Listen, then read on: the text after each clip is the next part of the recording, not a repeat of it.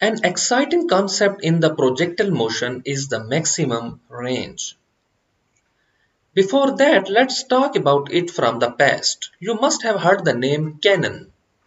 It used to be a significant weapon to destroy the enemies in the past.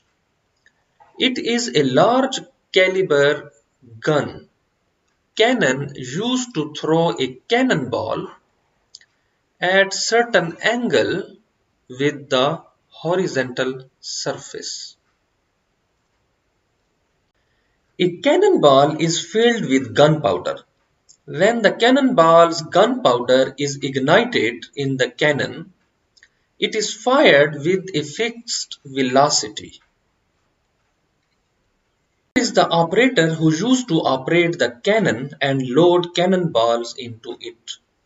This is the warrior who used to give the operator instructions about the angle to fire the cannonball.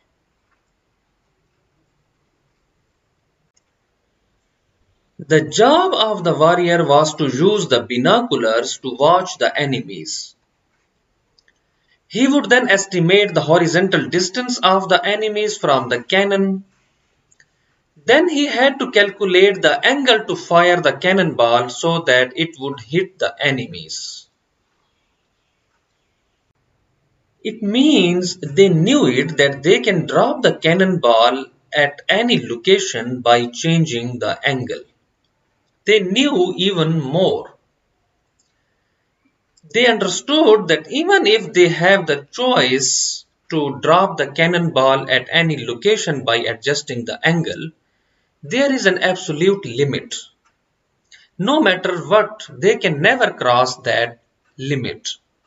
It was the range of the cannon. Suppose you are the king. There is an enemy at this location. You give orders to the warrior to hit the enemy at this location. The warrior uses his binoculars to watch the enemy.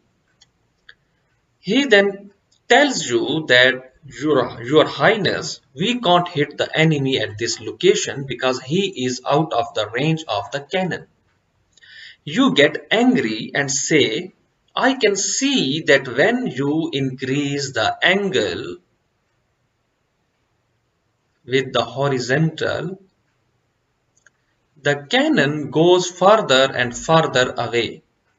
So why don't you keep increasing this angle to reach the enemy at this location?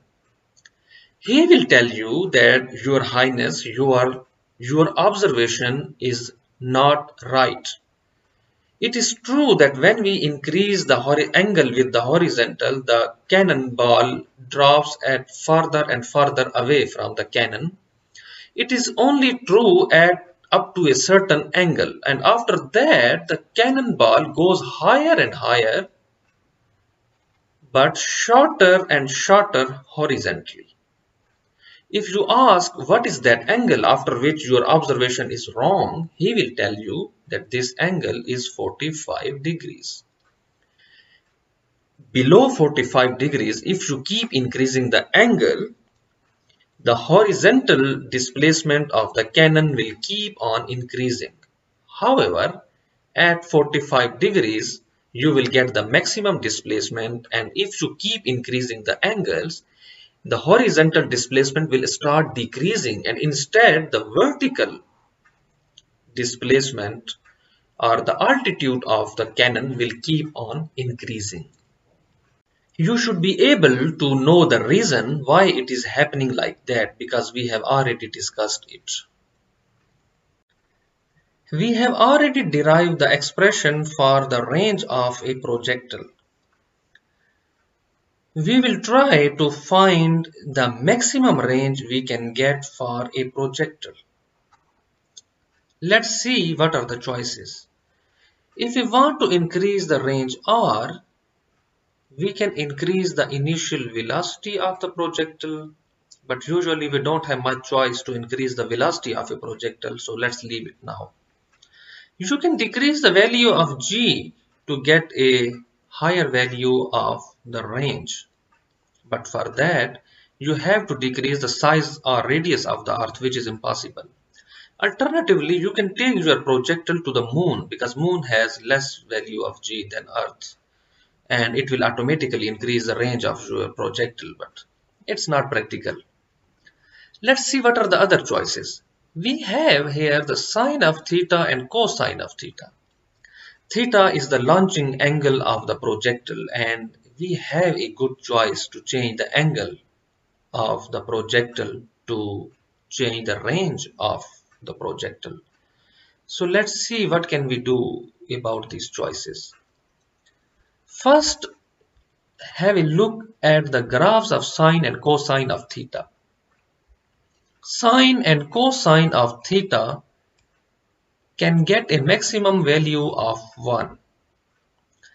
No matter whatever value you give to the sine and cosine of theta, you will never get a value higher than 1, because this is the maximum value sine and cosine can get. It means if I want to maximize R, I have to get the maximum value for sine of theta and cosine of theta. But here is the problem. When sine of theta has the maximum value at angle 90, cosine of theta has minimum value at the same angle, which is 0. Similarly, when cosine of theta has the maximum value of 1 at angle 0, sine of theta has the minimum value of 0 at 0 degrees. So it's very confusing. I can't decide how to get the maximum value for sine and cosine of theta together, because when the one is at the maximum, other is at the minimum, and then when the other is at the maximum, the first one is at the minimum.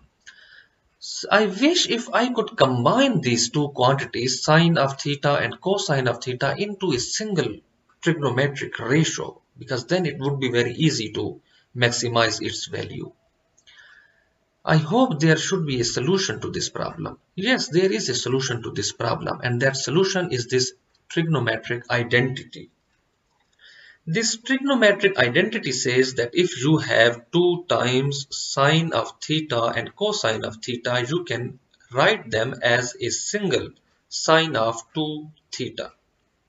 If you don't believe, you can give your values, just choose any theta and give that theta to these ratios. Use your calculator to find the values, and you will see that you get same values on the right and left side of this equation. So this equation is true. I can use this equation to rewrite my range R.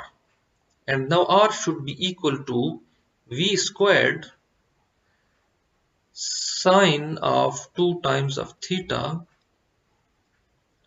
over G, because this 2 times of sine and cosine of theta can be replaced with sine of 2 theta. Now it's easy. Let's have a look at the graph of sine of theta, the black line. And I see that sine of theta has the maximum value of 1 at the angle 90 degrees. So it means I need to give this I need to replace this 2 times of theta with the angle 90, because then sine of 90, and I will get the maximum value of sine, which is 1, and that will be the maximum range. So I need to replace 2 times of theta with 90 degrees, and let's see what is that theta actually. Theta is equal to 45 degrees, because 90 divided by 2 is 45 degrees. It means the maximum range I can get with the projectile is at angle 45. Old warriors were right when they were fighting the wars with cannons, and they found it experimentally that the maximum range they get with the cannon is at the 45 degrees. And after that, this horizontal distance will start shrinking. So what they found experimentally, we found it theoretically today.